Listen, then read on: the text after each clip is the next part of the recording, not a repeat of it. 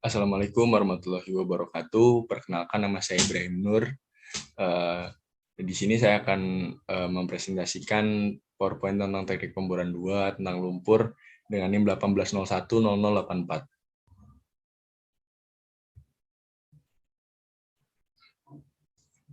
Di sini kita punya outline yang pertama atau pokok pembahasan, latar belakang. Yang pertama itu tipe-tipe fluida pemboran, apa aja yang ada di tipe-tipe yang ada di fluida pemboran. Yang kedua, faktor yang mempengaruhi performa fluida pemboran. Yang pertama, tipe-tipe fluida pemboran. Banyak terdapat tipe fluida yang digunakan dalam kerja sehari-hari. Beberapa sumur tertentu membutuhkan tipe yang berbeda-beda untuk bagian-bagian yang berbeda pula, atau beberapa tipe campuran dengan tipe lain.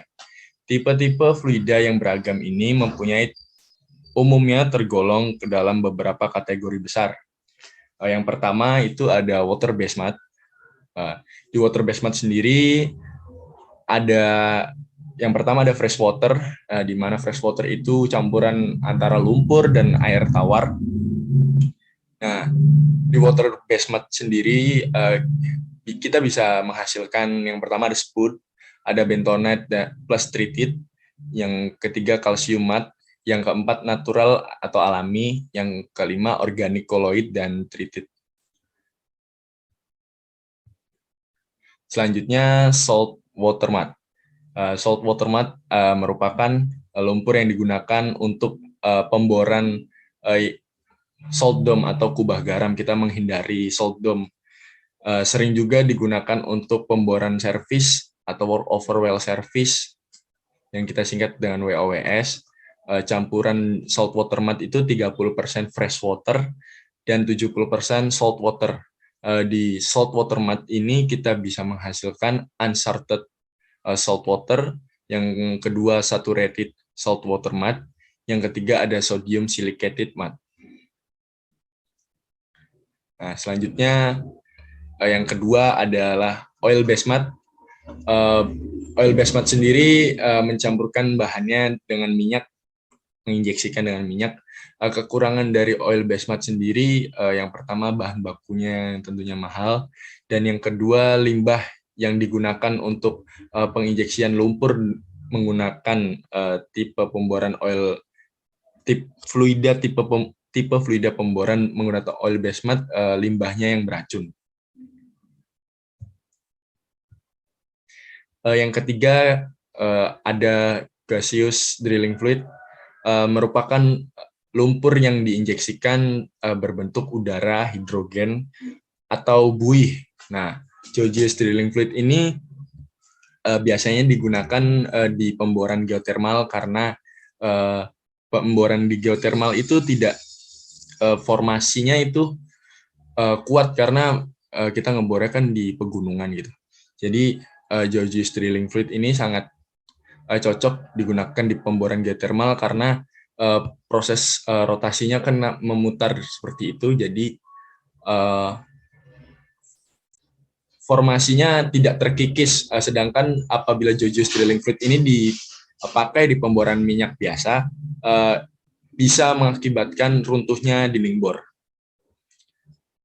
Di pokok pembahasan kita yang kedua yaitu faktor utama yang mempengaruhi performa fluida pemboran. Ada 3 faktor yang berkontribusi kepada ketidakstabilan performa fluida pengeboran. Adalah yang pertama adalah viskositas fluida, yang kedua perubahan densitas, yang ketiga pH alias kadar keasaman. Yang pertama adalah viskositas atau kekentalan, didefinisikan sebagai tahanan lumpur pemboran untuk mengalir saat dipompakan. Viskositas dapat pula didefinisikan sebagai perbandingan antara shear stress, tekanan pergeseran, dan shear rate, laju penggeseran. Di gambar yang bisa kita lihat ini adalah Mars funnel, alat untuk mengukur viskositas lumpur. Dengan cara kerjanya adalah kita memasukkan lumpur pemboran kepada Mars funnel dan melihat dan mengamati dan menghitung laju alir dari lumpur yang keluar dari Mars funnel ini berapa menit-menitnya untuk mengetahui viskositas dari lumpur tersebut. Selanjutnya yang kedua adalah perubahan densitas. Densitas lumpur atau massa jenis merupakan salah satu sifat lumpur yang sangat penting karena peranannya berhubungan langsung dengan fluida lumpur bor. Sebagai penahan formasi, adanya densitas lumpur bor yang terlalu besar akan menyebabkan hilangnya lumpur ke formasi. Jadi apabila nilai dari densitas lumpur melebihi kekuatan dari formasi akan menyebabkan low circulation. Sedangkan apabila terlalu kecil akan menyebabkan kick. Nah, kalau misalkan lumpur pemboran itu kekuatannya lebih kecil daripada formasi, tidak bisa menahan formasi, akan masuk ke dalam yang biasa kita sebut sebagai kick. Maka densitas lumpur harus sesuai dengan keadaan formasi. Densitas lumpur dapat mengakibatkan gradien hidrostatis dari lumpur bor dalam satuannya PSI pounds square inch per feet, tetapi di lapangan biasanya dipakai satuan ppg atau pounds per gallon.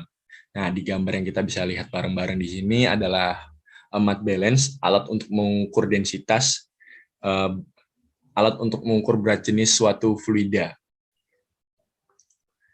Yang ketiga dan yang terakhir adalah perubahan pH. Kenaikan temperatur akibat pemanasan dengan roller oven mengakibatkan penurunan pH lumpur.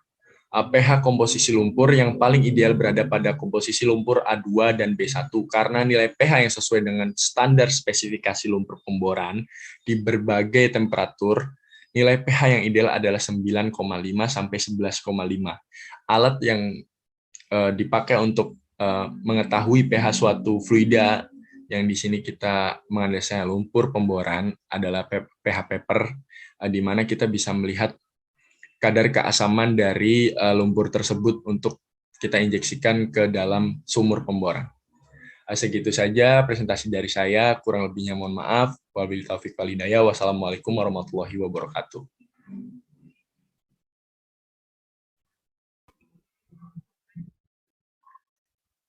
Assalamualaikum warahmatullahi wabarakatuh. Saya Ibrahim Nur dengan NIM 18010084. Di sini saya ingin melanjutkan materi tentang fungsi lumpur pemboran. Yang pertama, lumpur pemboran. Lumpur pemboran adalah suatu fluida yang bersirkulasi dalam pemboran putar yang mempunyai berbagai fungsi yang diperlukan dalam operasi pemboran. Tujuan utama dalam penggunaan lumpur pemboran adalah agar dalam operasi pemboran yang sedang dilaksanakan tidak mengalami gangguan. Nah, jadi di lumpur pemboran itu mempunyai fungsi. Jadi yang banyak kita ketahui di pemboran itu, dari fungsi lumpur pemboran ada 7. Yang pertama adalah mengangkat cutting ke permukaan. Salah satu fungsi dari lumpur pemboran mengangkat cutting ke permukaan adalah lumpur yang diinjeksikan ke lubang bor akan bisa mengangkat cutting yang tergerus oleh bit di sini dan keluar mensirkulasi sampai ke atas, sampai ke permukaan. Jadi fungsi pertama dari lumpur pemboran adalah untuk mengangkat cutting ke permukaan. Yang kedua adalah mendinginkan dan melumasi bit dan drill string. Di sini lumpur pemboran dapat melumasi bit dan drill string serta mendinginkannya karena bit yang masuk ke lubang bor itu kan menggerus terus di batuan. Jadi apabila terus menggerus kan panas yang disebabkan oleh gesekan antara bit dan batuan itu didinginkan oleh lumpur pemboran. Jadi dengan fungsi yang kedua dari lumpur pemboran adalah mendinginkan dan melumasi bit. Jadi bahasanya lumpur pemboran itu jadi pelumas untuk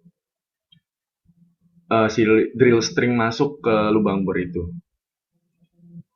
Yang ketiga, membentuk mud cake pada dinding bor. Mud cake yang kita ketahui adalah mud cake yang ada di lubang bor yang ini lubang bor. Nah, ini mud cake dan ini formasi. Jadi mud cake adalah kekuatan lumpur untuk menjadi pelapis antara formasi dan lubang bor gitu. Jadi untuk sebagai sarana apa ya, biar lumpur pemboran tuh nggak masuk ke formasi. Nah, ada dua problem jika ada dua jawaban jika lumpur pemboran masuk ke formasi. Yang pertama adalah sifat koloid dari drilling mud dengan bentonite. Jadi penambahan bentonite lagi pada lumpur pemboran. Yang kedua, memperbaiki zat kimia untuk memperbaiki distribusi lumpur menggunakan strats, CMC, dan SIPAN.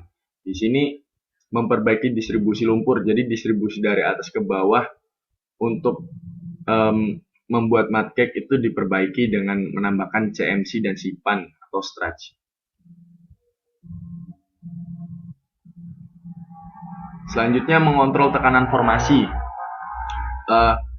Lumpur pemboran sangat penting di fungsi ini karena apabila tekanan di dalam lubang bor ini lebih kecil dari tekanan formasi, akan menyebabkan tekanan formasi runtuh dan menyebabkan drill pipe yang stuck.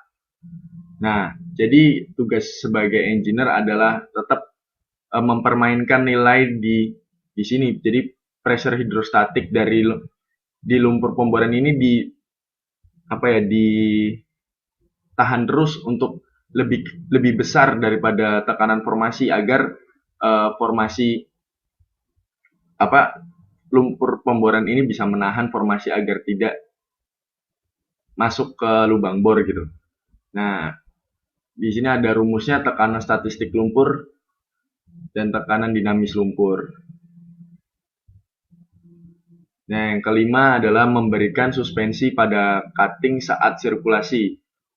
Maksudnya di sini adalah suspensi ketika sirkulasi terjadi. Jadi pada saat lubang bor masuk ke dalam, saat drill string dan bit masuk ke dalam lubang bor, otomatis sirkulasi tetap terjalan.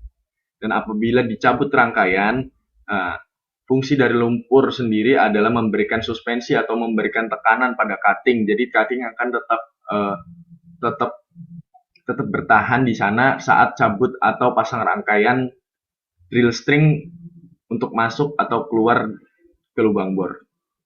Nah, yang keenam adalah memberikan buoyancy effect.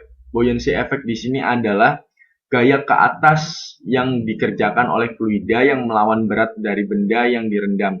Pada sebuah kolom fluida, tekanan meningkat seiring dengan bertambahnya kedalaman sebagai hasil dari akumulasi berat air di atasnya. Jadi seperti itu. Nah, yang terakhir adalah media logging. Media logging di sini ini disebut perekaman.